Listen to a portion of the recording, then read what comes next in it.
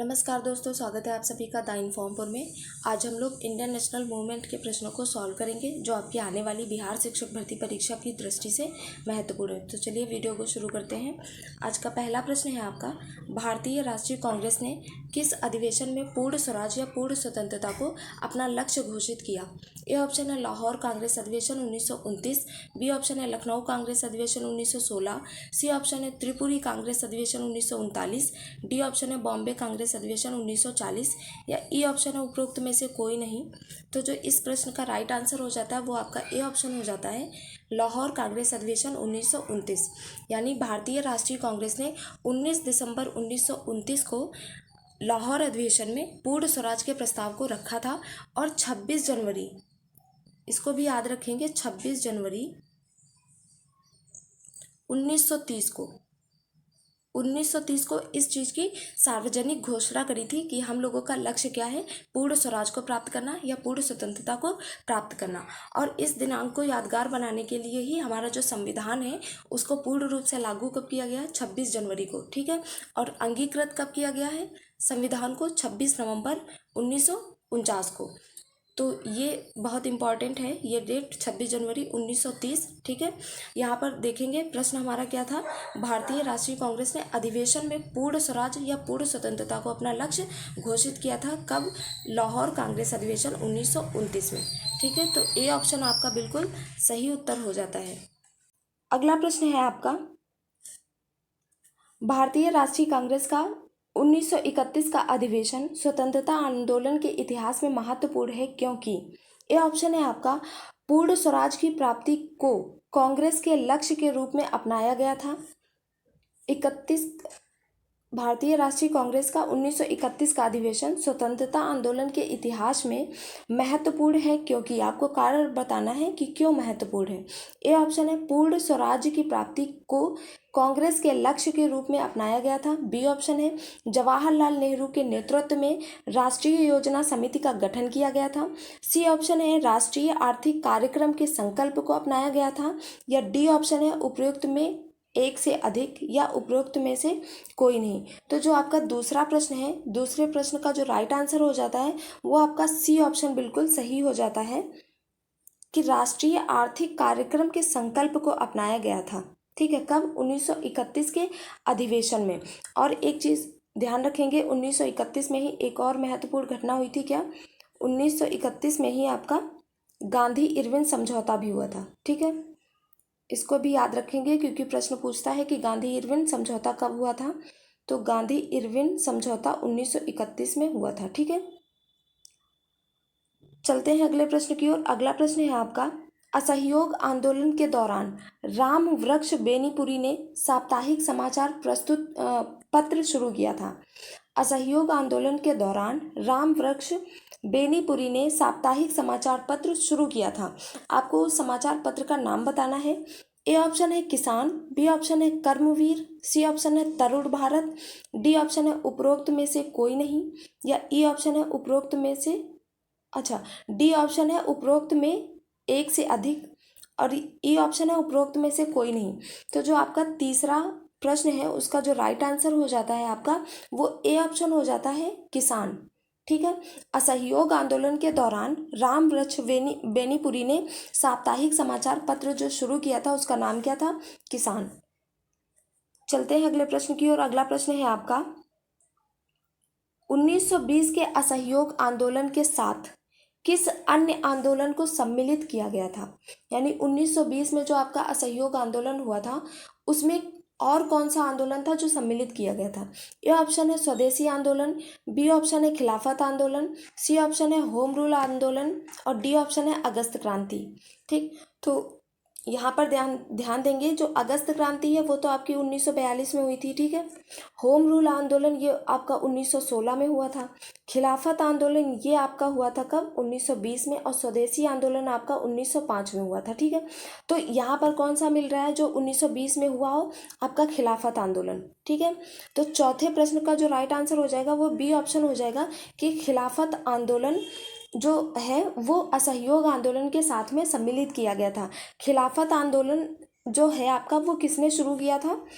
दो भाइयों ने मिलकर शुरू किया था जिनका नाम क्या था? अली अली और शौकत अली, मतलब मोहम्मद अली और कौन, शौकत अली, इन दोनों लोगों ने मिलकर शुरू किया था। और यह क्यों शुरू हुआ था, क्योंकि तुर्क में जब खिलाफत आंदोलन मतलब तुर्की जो थे वहाँ पर तुर्क का जो खलीफा था उनको जो है किसी तरह का समर्थन देना था, तो इस वजह से वहाँ पर आंदोलन शुरू हो गया, जिसके कारण भारत में भी इसका प्रभाव देखने को मिला। और भारत में किसने शुरू किया था, मोहम्मद अली और शौकत अली ने। तो यह आंदोलन कब समाप्त हुआ था, 1924 में समाप्त हुआ था, और इसी के साथ यहाँ भारत में भी यह आंदोलन समाप्त हो गया था। ठीक है, और फिर क्या हुआ, इसके बाद में ब्रिटिश शासन का विरोध करने के लिए जन आंदोलन के रूप में खिलाफत आंदोलन और असहयोग आंदोलन को एक ही में मिला लिया गया था, सम्मिलित हो गया था। ठीक, तो इसका जो राइट आंसर हो जाएगा आपका वो क्या हो जाएगा, बी ऑप्शन, खिलाफत आंदोलन। चलते हैं अगले प्रश्न की ओर। अगला प्रश्न है आपका, 28 अगस्त 1920 को किसकी अध्यक्षता में बिहार प्रांतीय सम्मेलन ने असहयोग आंदोलन का समर्थन करते हुए एक प्रस्ताव पारित किया गया था। प्रश्न है यहाँ पर आपका, 28 अगस्त 1920 को किसकी अध्यक्षता में बिहार प्रांतीय सम्मेलन ने असहयोग आंदोलन का समर्थन करने के लिए एक प्रस्ताव पारित किया गया था। यहाँ पर जो आपका ए ऑप्शन है वो श्री कृष्ण सिन्हा, बी ऑप्शन है अनुग्रह नारायण सिंह, डी ऑप्शन है doctor Rajendra Prasad, D option है उपर्युक्त में एक से अधिक, और ई ऑप्शन है उपर्युक्त में से कोई नहीं। तो पांचवा प्रश्न है, पांचवें प्रश्न का जो राइट आंसर हो जाता है वो आपका सी ऑप्शन बिल्कुल सही हो जाता है, डॉक्टर राजेंद्र प्रसाद। ठीक है, इन्हीं की अध्यक्षता में बिहार प्रांतीय सम्मेलन ने असहयोग आंदोलन का समर्थन करते हुए एक प्रस्ताव पारित किया था। ठीक है, तो यहाँ पर आपका राइट आंसर जो हो जाता है वो आपका सी ऑप्शन हो जाता है, डॉक्टर राजेंद्र प्रसाद। और 1920 में ही गांधी जी ने नेशनल कॉलेज, किस कॉलेज की, नेशनल कॉलेज और बिहार विद्यापीठ, ठीक है, बिहार विद्यापीठ की भी क्या करा था, नींव रखी थी। इसको याद रखेंगे, ये आपके प्रश्न में आ सकता है। बिहार विद्यापीठ, बिहार विद्यापीठ की नींव किसने रखी थी, गांधी जी ने रखी थी। और कब रखी थी, 1920 में। ठीक है, चलते हैं अगले प्रश्न की ओर। अगला प्रश्न है आपका यहाँ पर, नेहरू रिपोर्ट किस वर्ष में प्रकाशित हुई थी। ए ऑप्शन है आपका 1905, बी ऑप्शन है 1919, सी ऑप्शन है 1928 और डी ऑप्शन है 1947। ई ऑप्शन है उपर्युक्त में से कोई नहीं। तो आपका जो छठवां प्रश्न है उसका राइट आंसर जो हो जाता है वो आपका हो जाता है ऑप्शन सी, 1928 में आपकी नेहरू रिपोर्ट प्रकाशित हुई थी। और नेहरू रिपोर्ट किसने प्रकाशित करी थी, पंडित मोतीलाल नेहरू ने। ठीक है, पंडित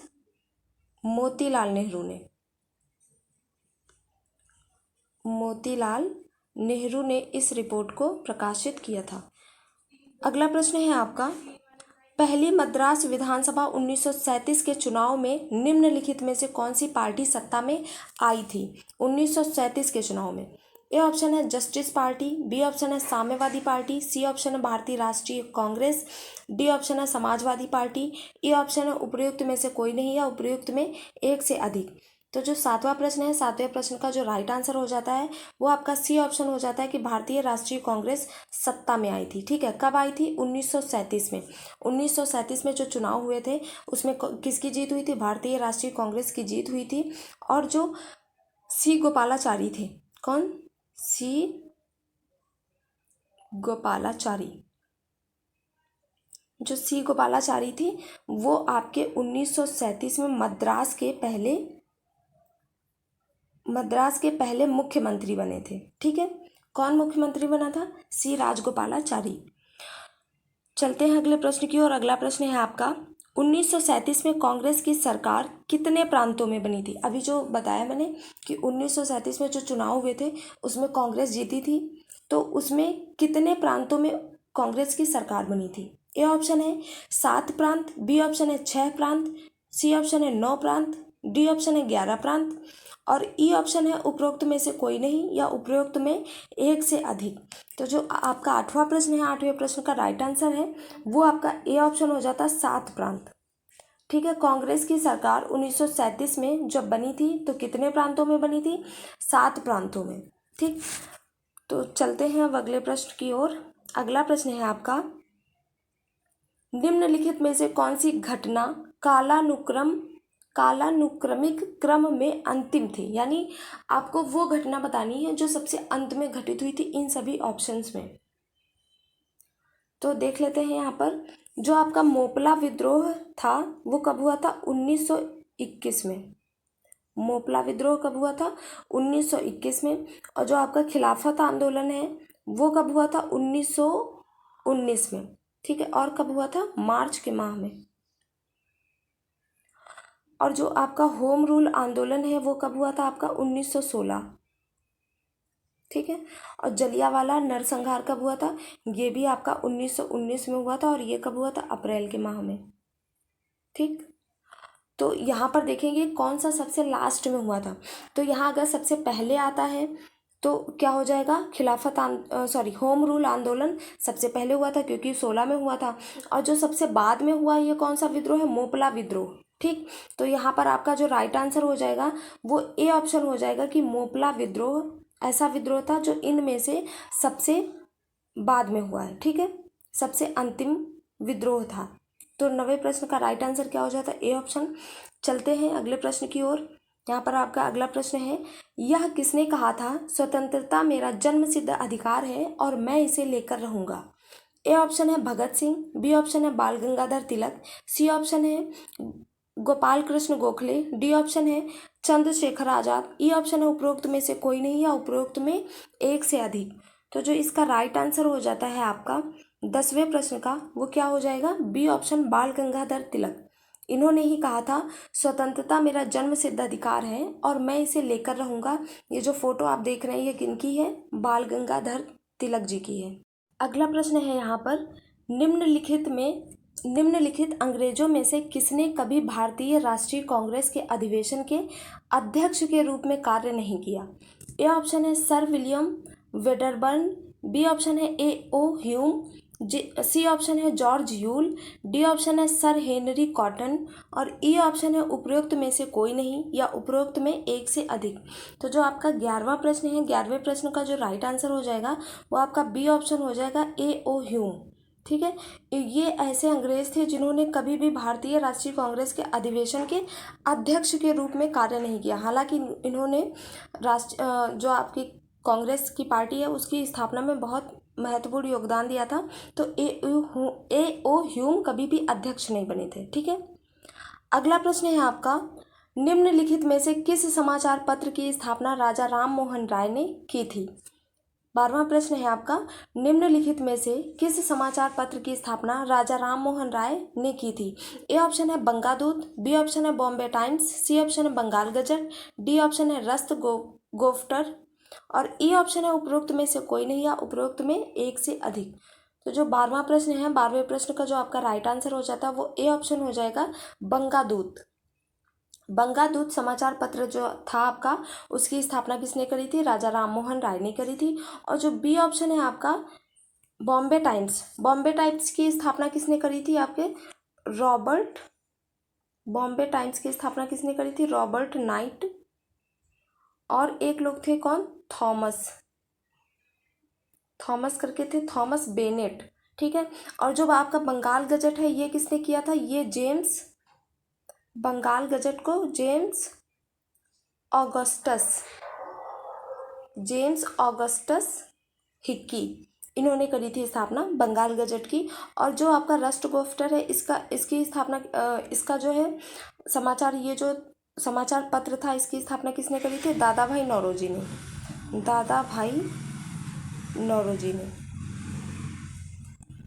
ठीक है, तो यहाँ पर देखेंगे फिर से बंगादूत जो है आपका समाचार पत्र इसकी स्थापना राजा राम मोहन राय ने करी थी। बॉम्बे टाइम्स की किसने करी थी? रॉबर्ट नाइट और थॉमस बेनेट ने।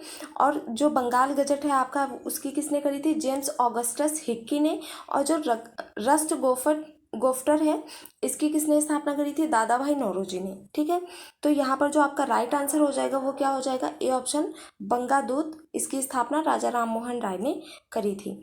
अगला प्रश्न है आपका यहाँ पर, प्राचीन स्मारक संरक्षण अधिनियम किसके कार्यकाल के दौरान पारित किया गया था? यानी प्राचीन स्मारक संरक्षण अधिनियम किसके कार्यकाल के दौरान पारित किया गया था? ए ऑप्शन है लॉर्ड रिपन, बी ऑप्शन है लॉर्ड कैनिंग, सी ऑप्शन है लॉर्ड माउंटबेटन, डी ऑप्शन है लॉर्ड कर्जन।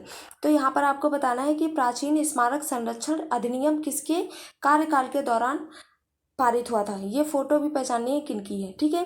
तो यहाँ पर जो इस प्रश्न का राइट आंसर हो जाता है वो क्या हो जाएगा आपका 13वें प्रश्न का डी ऑप्शन बिल्कुल सही हो जाएगा, लॉर्ड कर्जन। ये पिक्चर किसकी है? लॉर्ड कर्जन की है। इन्होंने ही क्या किया था? प्राचीन स्मारक संरक्षण अधिनियम इन्हीं के कार्यकाल के दौरान पारित किया गया था। अगला प्रश्न है आपका, निम्नलिखित में से किसने महात्मा गांधी को नमक सत्याग्रह में महिलाओं की भागीदारी को अनुमति देने के लिए राजी किया था? ए ऑप्शन है एनी बेसेंट, बी ऑप्शन है सरोजिनी नायडू, सी ऑप्शन है कमला देवी चट्टोपाध्याय, डी ऑप्शन है कस्तूरबा गांधी, ई ऑप्शन है उपरोक्त में से कोई नहीं या उपरोक्त में से एक से अधिक। तो ये जो पिक्चर किनकी है? ये है कमला देवी चट्टोपाध्याय जी की, और इन्होंने ही क्या किया था? गांधी जी को सत्याग्रह में, नमक सत्याग्रह में महिलाओं की भागीदारी की अनुमति के लिए राजी किया था, ठीक है। किसने? कमला देवी चट्टोपाध्याय ने। सी ऑप्शन आपका बिल्कुल राइट आंसर है।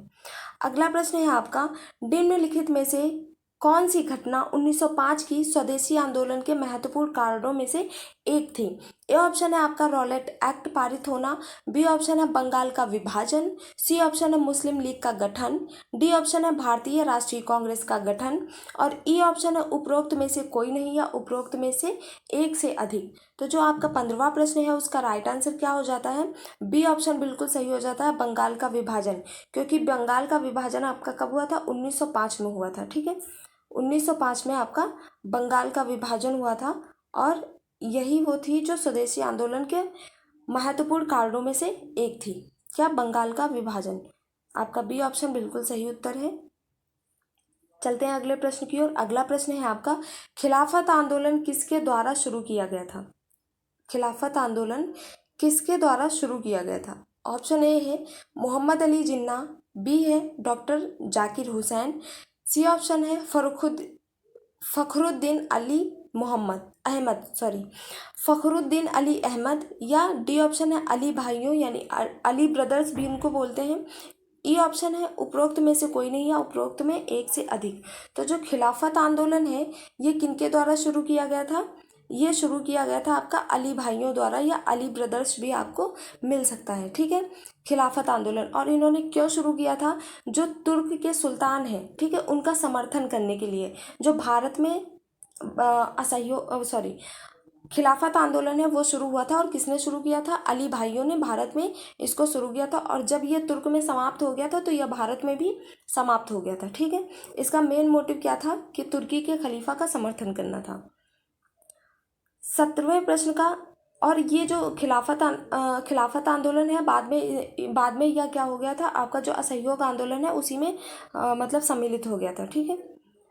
अगला प्रश्न है आपका यहाँ पर, निम्नलिखित में से किस गवर्नर जनरल के कार्यकाल के दौरान 1773 का रेगुलेटिंग अधिनियम पारित किया गया था?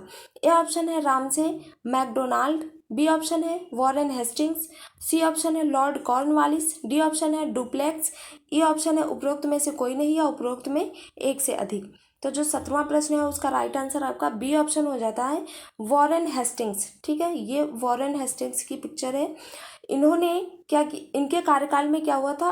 1773 का रेगुलेटिंग एक्ट पारित हुआ था, ठीक है। रेगुलेटिंग एक्ट बहुत महत्वपूर्ण है, ये इन्हीं के कार्यकाल में पारित हुआ था, वॉरेन हेस्टिंग्स के।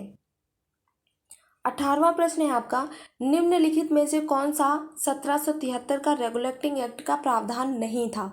यहाँ पर ध्यान देंगे, अभी हमने इसके ऊपर देखा रेगुलेटिंग एक्ट किसने पारित किया था? वॉरेन हेस्टिंग्स ने। अब देख लेते हैं कि इनके प्रस्ताव क्या थे, और इसमें से आपको सही उत्तर वो बताना है जो प्रस्ताव नहीं था, ठीक है, जो प्रावधान इसमें नहीं दिया हुआ था। तो ए ऑप्शन है, इस अधिनियम ने कंपनी को भारत में अपनी क्षेत्रीय संपत्ति बनाए रखने की अनुमति दी थी, लेकिन कंपनी की गतिविधियों और कामकाज को विनियमित करने की मांग की थी। तो यहाँ पर जो आपका ए ऑप्शन है वो बिल्कुल मतलब ये सही है, यह प्रावधान उसमें था, ठीक। बी ऑप्शन है अपीलीय क्षेत्राधिकारों के साथ कोलकाता में एक सर्वोच्च न्यायालय की स्थापना की जानी थी जहां सभी लोग निवारण की मांग कर सकते थे। ये भी ऑप्शन मतलब ये भी सही है, ये प्रावधान भी था किसमें, 1773 के रेगुलेटिंग एक्ट में। अगला ऑप्शन है सी ऑप्शन आपका, इसने बंगाल के गवर्नर के पद को बंगाल का गवर्नर जनरल में बदल दिया था। ये भी बिल्कुल सही है आपका कि यहाँ पर बंगाल का जो गवर्नर था उसके पद को बंगाल के गवर्नर जनरल के पद के रूप में बदल दिया था।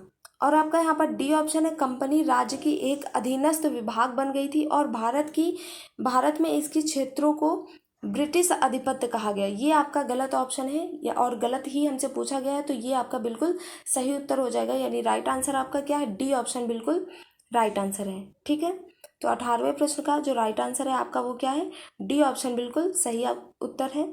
अगला प्रश्न है आपका, किस अधिनियम ने प्रांतीय स्वायत्ता की शुरुआत की थी? किस अधिनियम ने प्रांतीय स्वायत्ता की शुरुआत की थी? ए ऑप्शन है 1858 का अधिनियम, बी ऑप्शन है भारतीय परिषद अधिनियम 1916, सी ऑप्शन है भारत सरकार अधिनियम 1919, डी ऑप्शन है भारत सरकार अधिनियम 1935, या ई ऑप्शन है उपरोक्त में से कोई नहीं या उपरोक्त में एक से अधिक। तो जो आपका 19वां प्रश्न है इसका जो राइट आंसर हो जाता है वो आपका डी ऑप्शन हो जाता है, भारत सरकार अधिनियम 1935। ठीक है, तो इसमें जो भारत सरकार अधिनियम 1935 है इसमें क्या कहा गया था कि प्रांतीय स्वायत्ता की शुरुआत हुई थी। किसकी? प्रांतीय स्वायत्ता की शुरुआत हुई थी। चलते हैं अगले प्रश्न की ओर। अगला प्रश्न है आपका 20वां प्रश्न, निम्नलिखित में से कौन सा किसान विद्रोह गांधीवादी चरण से पहले हुआ था? यानी गांधीवादी चरण जो था आपका, गांधीवादी चरण आप कह सकते हैं कि 1917 से इन्होंने शुरू करा था। ठीक है, या यहाँ से जो गांधी जी के जो आंदोलन थे यहाँ से उन्होंने भाग लेना शुरू किया था आंदोलनों में। तो यहाँ पर आपको वह आंदोलन बताना है जो गांधीवादी चरण के पहले हुआ था। ठीक है, गांधीवादी चरण से पहले हुआ था। तो यहाँ पर देखेंगे जो 20वें प्रश्न में है, जो आपका ए ऑप्शन है नील विद्रोह, बी ऑप्शन है मोपला विद्रोह, सी ऑप्शन है चंपारण सत्याग्रह, डी ऑप्शन है खेड़ा किसान संघर्ष, और ई ऑप्शन है उपरोक्त में से कोई नहीं या उपरोक्त में से एक से अधिक। तो यहाँ पर जो आपका राइट आंसर हो जाएगा 20 का वो ए ऑप्शन हो जाएगा, नील विद्रोह। ठीक, नील विद्रोह आपका क्या हो जाएगा, राइट आंसर हो जाएगा। और नील विद्रोह आपका कब हुआ था? ये हुआ था 1859 से 1860 के बीच। ठीक है, 60 तक। और जो आपका मोपला विद्रोह है ये कब हुआ था? ये आपका 1921 में हुआ था। जो चंपारण सत्याग्रह है ये कब हुआ था? ये आपका 1917 में हुआ था। और जो खेड़ा किसान संघर्ष है ये कब हुआ था? ये हुआ था आपका 1918 में। ठीक है, तो यहाँ पर जो आपका राइट आंसर हो जाएगा वो क्या हो जाएगा, 20वें प्रश्न का राइट आंसर आपका ए ऑप्शन हो जाएगा। ठीक, ए ऑप्शन बिल्कुल सही हो जाएगा कि 20वें प्रश्न का राइट आंसर ए ऑप्शन हो जाएगा कि किसान विद्रोह, नील विद्रोह जो था या ऐसा विद्रोह था जो गांधीवादी चरण से पहले हुआ था। ठीक है, तो ये आज का अंतिम प्रश्न था। उम्मीद करते हैं आज का सेशन आपको पसंद आया होगा। यदि आपको सेशन पसंद आता है तो प्लीज़ लाइक करें, शेयर करें और सब्सक्राइब करें हमारे चैनल को। आज के लिए बस इतना ही, फिर मिलते हैं नेक्स्ट वीडियो में। तब तक के लिए धन्यवाद, जय हिंद।